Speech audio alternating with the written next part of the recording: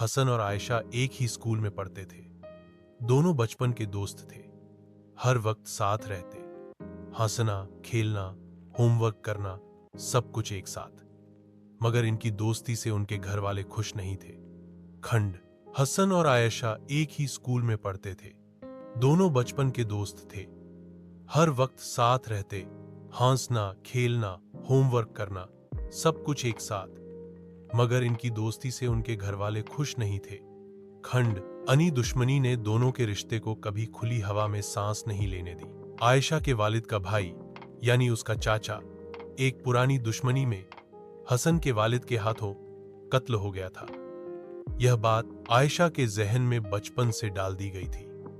हसन का खानदान हमारा दुश्मन है। जब आयशा जवान हुई, उसके दिल में एक ही जज्बा था, बदला। उसने अपनी दोस्ती और बचपन की यादों को दबा दिया, हाँ, और हसन के करीब आने का फैसला किया, लेकिन इस बार दोस्ती के लिए नहीं, इंतकाम के लिए। आयशा ने हसन से दोबारा राबता कायम किया और उसे अपने चार्म और पुराने लम्हों के जरिए फिर से अपना दोस्ती का एहसास दिलाया।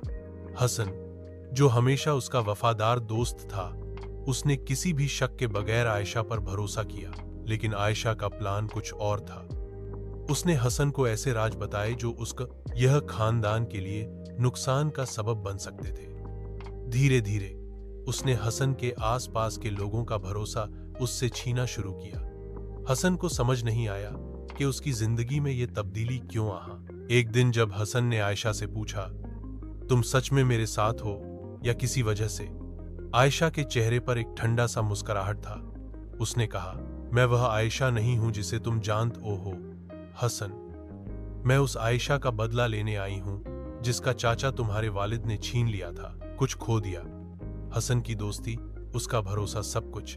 आखिर में आयशा समझ गई कि नफरत और बदले का आग सिर्फ तबाही लाती है, मगर तब तक देर हो चुकी थी। हसन उसकी जिंदगी से हमेशा के लिए चला गया।